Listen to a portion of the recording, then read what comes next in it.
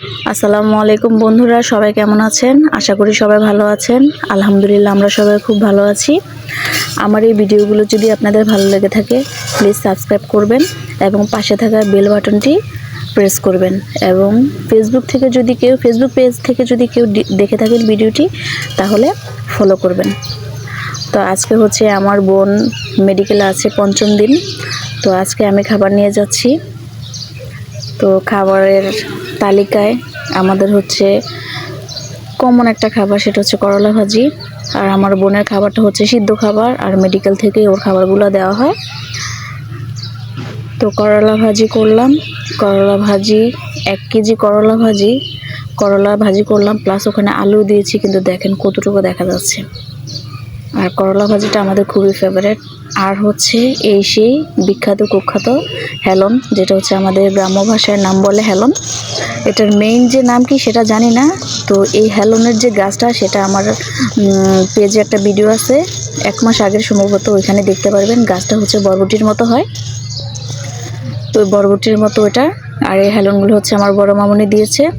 এগুলো হচ্ছে টেলে তারপর হচ্ছে পাটায় পিষা লাগে। এই যে আমি একটা কাপড়ের উপর রেখে তারপর পুঁতে দিয়ে এটাকে পিষলাম। তো পিষার পরে তারপর হচ্ছে এটার যে খোলসটা থাকে বাইরের, ওটা নিলেই হয়ে যায়। ওই আবরণটা ফেলে দিলে হয়ে যায়। তারপর এটাকে ধুয়ে পানিতে সিদ্ধ করতে দিলাম। একটু লালচে লালচে টাইপের হয়, তো আমি পানিটাকে ফেলে দিয়েছিলাম একবার। ফেলে দেওয়ার পরে দেখি যে সেম আবার এরকমই হলো কালারটা। আমি আগে কখনো রান্না করি নাই, জিজ্ঞেস করে করে রান্না করলাম। তো দেখি টেস্টটা কেমন হয়। তো এটার ভিতরে আমি আবার আলু দিয়ে দিয়েছি কিউব করে কেটে। আলুটাও দিলাম যে একবারে ডালের সাথে সাথে যেন আলুটাও যেন হয়ে যায়। তো গ্রাম্য এই খাবারগুলো যে এগুলো হচ্ছে আমি আল্লাহ যদি খাওয়ায়, খেলে আমি খাবো, মনে করেন যে না হলেও 12 থেকে 15 বছর পরে। তো আমাদের যে নেক্সট জেনারেশন, আমাদের যে সন্তান, ওরা মনে হয় পরে এগুলো দেখবেই না। তো আমি হচ্ছে এই তরকারিটা রান্না করব মাংস দিয়ে, মুরগির মাংস দিয়ে। তো মাংসটা হচ্ছে একটু ছোটো ছোটো করে পিস করে কাটলে একটু ভালো হয়। তো মাংসটা হচ্ছে একটু ভেজে নিচ্ছি, ভালো করে ভেজে তারপরে হচ্ছে ওই ডাল আলু দিয়ে রান্না করব। তো এই হচ্ছে মাংস ভাজা, মোটামুটি এক পাট শেষ, আর এক পাটে যে ভাজা হচ্ছে।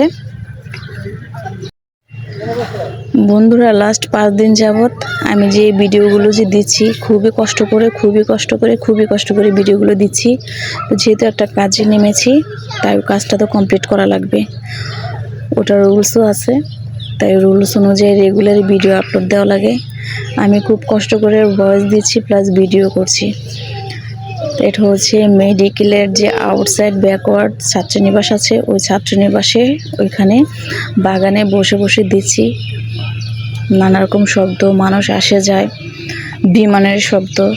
তো কিছু করার নেই, এভাবেই করতে হবে, কাজ করতে হবে। কোনো প্রবলেম নেই বলে এটাও মিথ্যা হয়, প্রবলেম, কিন্তু কিছু করার নেই, এভাবে কাজ করা লাগবে। কাজকে তো কোনো এক্সকিউজ দেওয়া যাবে না।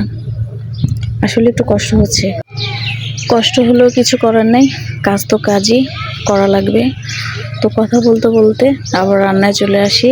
তো ওটা হচ্ছে মাংসটা ভাজার পরে ওই প্যানে মশলা পেঁয়াজ সব দিয়ে ভালো করে কষিয়ে, যেহেতু মাংস ভাজা, ডাল এবং আলু ওগুলো হাফ বয়েল করা আছে, তাই মশলা ভালো করে কষানোর পরেই তারপর হচ্ছে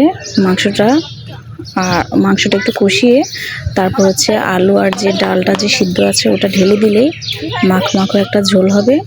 ঝোল হলেই তরকারিটা নামিয়ে ফেলবো। তো সাইড টকগুলো প্লিজ ইগনোর করবেন। আমি মেডিকেল থেকে ভয়েস দিচ্ছি, বুঝতেই পারছেন, খুবই প্রবলেম, কিছু করার নেই। সাইড টক হবে, দয়া করে ক্ষমা সুন্দর দৃষ্টিতে দেখবেন। এ হচ্ছে আমার তরকারিটার ফাইনাল লুক। তো তরকারিটা দেখতে যেমন সুন্দর হয়েছে, সবাই বলল যে খেতে অনেকই মজা হয়েছে। তো আমি এখনও ট্রাই করব। তো আমার হচ্ছে বাসি তরকারি একটু ভালো লাগে। তো এটা হচ্ছে যখন সকালে যদি থাকে, তাহলে ওটা দিয়ে আমি রুটি দিয়ে খাবো। আর হচ্ছে এই হচ্ছে টোকানো শাক। আপনারা হয়তো ভাবতে পারেন কি শাকের ফ্যাক্টরি দিয়ে বসলেন নাকি। এগুলো আপনার অনেকজনের কাছ থেকে চেয়ে তারপরে আনি। একদিন বাজার থেকে কিনে এনেছি, কারণ আমার বোনের বিভিন্ন রকম সবজির জাত সিদ্ধ ওর খেতে হবে। ডাক্তারে বলে দিয়েছে যে যখন থেকেই ক্যানোলা খুলেছে, ওরাল যদি কখনো কিছু দেন তাহলে বলছে যে কখনো বলতে ওরাল যখনই খাওয়া শুরু করছে তখন হচ্ছে সিদ্ধ। তো এর জন্য শুধু 2টা কি 3টা কাঁচামরিচ, রসুন, পেঁয়াজ দিয়ে এভাবেই আপনার শুধু একটু সিদ্ধর মতো করেছি। আর আমাদের জন্য যেটা করেছিলাম সেটার ভিতরে হালকা একটু তেল দিয়েছি। হঠাৎ করে রিয়েলাইজ করলাম যে আসলে তেল মশলা তো কম খাওয়াই ভালো, কিন্তু জিহ্বা তো মানে না। বাঙালির জিহ্বা তো খুবই খারাপ, মরলে মরবে কিন্তু খায়া মরবে। আমরা জানি যে অয়েলি খাবার, জাঙ্ক ফুড, তারপর হচ্ছে বাইরের খাবার স্বাস্থ্যের জন্য খুবই ক্ষতিকর, কিন্তু জিহ্বা তো মানে না। ওগুলো দেখলেই শুধু বলে খাবো খাবো খাবো। তো শাক রান্না শেষ হয়ে গেছে। তারপর হচ্ছে 5 মিশালি সবজি দিয়ে আরেকটা সবজি তরকারি রান্না করেছি, মানে ভাজি যেটাকে বলে, মানে নামে মাত্র তেল। বিশ্বাস করেন তেল কম হলে কি হবে, সবজিটা খুবই টেস্টি হয়েছে, খুবই।